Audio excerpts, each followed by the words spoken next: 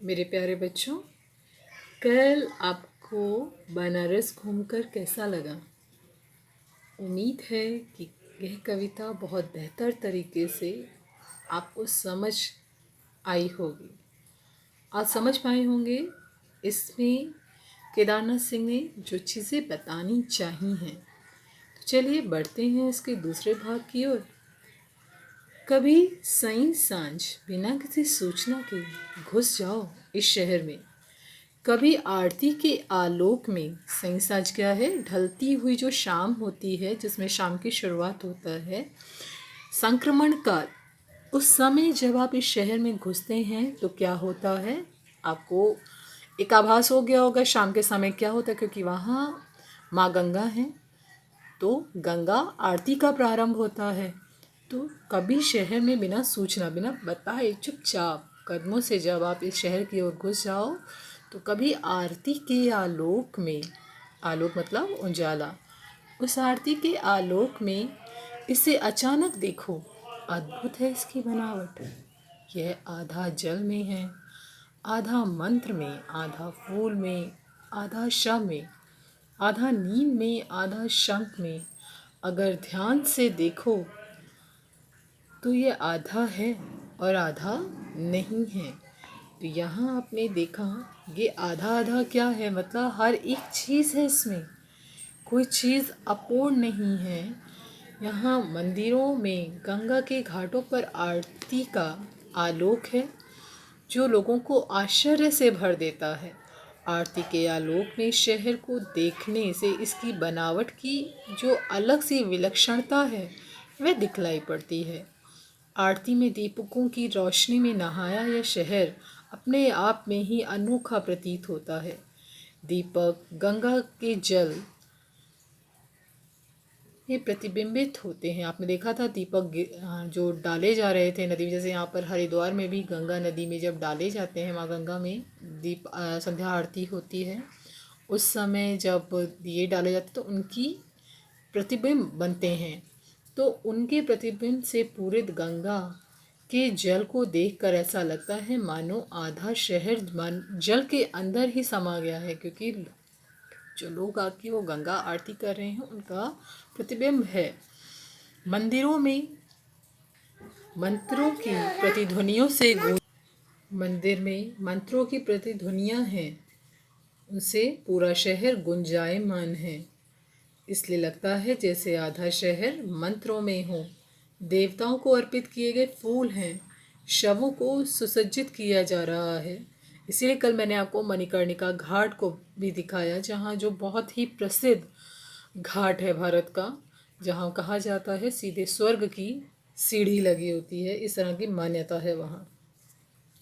तो वे जो शव लेकर आए आ रखे हैं उन्हें भी सजाया किया जा जाता है। उसके बाद फूलों की अधिकता को देखकर लोगों को ऐसा लगता है जैसे मानो आधा शहर फूलों से ही भर गया है।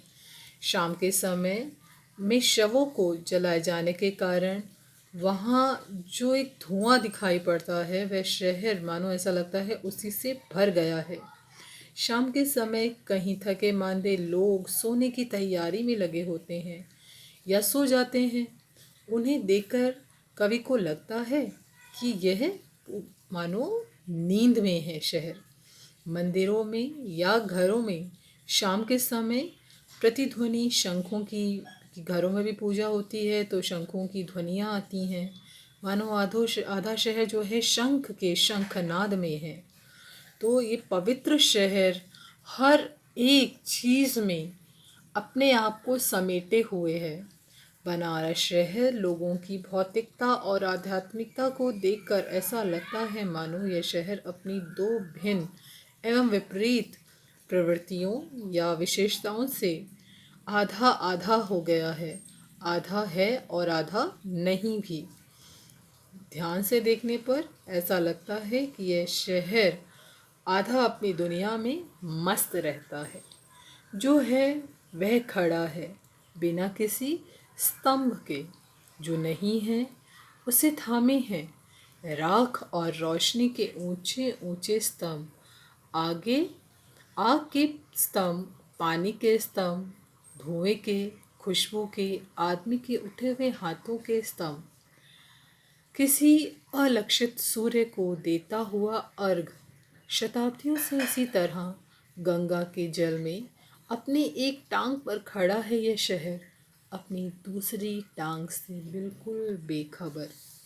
यहाँ कवि बताते हैं कि बनारस में जब किसी खम्बे के सहारे का अर्थ है कि किसी एक अवलंबन के सहारे है वह। मान्यता है कि बनारस शहर शिव जी के त्रिशूल पर स्थित है। कभी ऐसा भी लगता है कि यह शहर खड़ा नहीं है, अर्थात इस शहर में जो भी आता है अपनी आस्था एवं निष्ठा से बंधा हुआ रहता है। उसकी आस्था ही उसको ढाढ़स बनाती है। इस शहर में परंपराओं का निर्वहन होता दिखता है। यहाँ कई तरह के दृश्य देखे जाते हैं। कहीं तो चिताग्नि है, मतलब मुर्दाओं को जलाया जा रहा है, शमशान है, वहाँ से उठती हुई लपटें हैं। तो कहीं शान चिता की राख है, जो चिता जल चुकी है उसकी राख वहाँ पड़ी है। तो कहीं हवन है, हवन की सुगंधित और जो सुगंध हवन में जो डाली जाती हैं हवन सामग्री, उसके कारण जो एक सुगंध फैली हुई है वह पूरे शहर को अपने ही उस आवरण में लिए हुए है, जिसके कारण हवा बहुत सुगंधित है।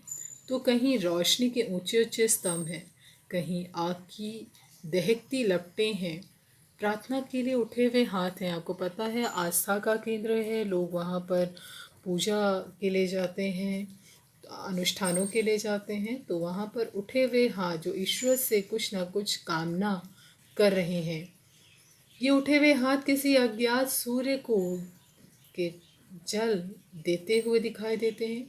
शताब्दियों से न जाने कब से गंगा के जल में पैर रख खड़े होकर जलदान करने की श्रद्धालुओं की परंपरा को हम देखते हैं। दूसरी टांग उसकी गतिविधि से बेखबर रहती है। दूसरी टांग मतलब बनारस एक और अध्यात्म से में मिला हुआ है या आध्यात्मिक केंद्र है, तो दूसरी ओर वो भौतिकता की ओर भी बहुत तीव्रता से आगे बढ़ रहा है। इसीलिए कवि कहते हैं कि एक आधा आध्यात्म में है तो आधा वो भौतिकता की ओर भी जा रहा है। कोई शहर केवल श्रद्धा या भौतिकता में लीन रहकर नहीं बच सकता। बनारस श्रद्धा, भौतिकता, प्राचीनता, नवीनता, इन सभी का एक अनूठा समन्वय है। बनारस शहर की दार्शनिक यहाँ पर व्याख्या की गई है, आप देखिए। और आप देखते हैं यहाँ पर किस तरह से मानवीकरण भी किया गया है बनारस शहर का। और बनारस शहर एक मिथकीय, एक पौराणिक स्वरूप उसके का वर्णन है इसमें। भाषा आप देखते हैं सरल है, सहज है, पढ़ते ही समझ आती है। खड़ी बोली हिंदी का प्रयोग है, अतुकांत भी है, कहीं छंद और छंद मुक्त रचना है। ये एक विवरण है, इसलिए हम इसे कह सकते हैं विवरणात्मक शैली का प्रयोग है यहाँ पर। ठीक है बच्चे, तो इसे आप अच्छे से एक बार दोहरा लें, समझ लें, क्योंकि आपने बनारस बहुत सारे बच्चे गए भी होंगे, जो नहीं गए वो कल वीडियो क्लिप के द्वारा पहुंच गए होंगे, देख आए होंगे क्या क्या चीज़ें बनारस में हैं। उन सब चीज़ों को देखकर इस कविता को आपने अच्छे से समझ लिया होगा, ऐसा मुझे लग रहा है। तो अब इसे जो आधी कविता रह गई थी उसे आप आज पढ़ लें, कल हम इसकी प्रश्न उत्तर पर चर्चा करेंगे। धन्यवाद।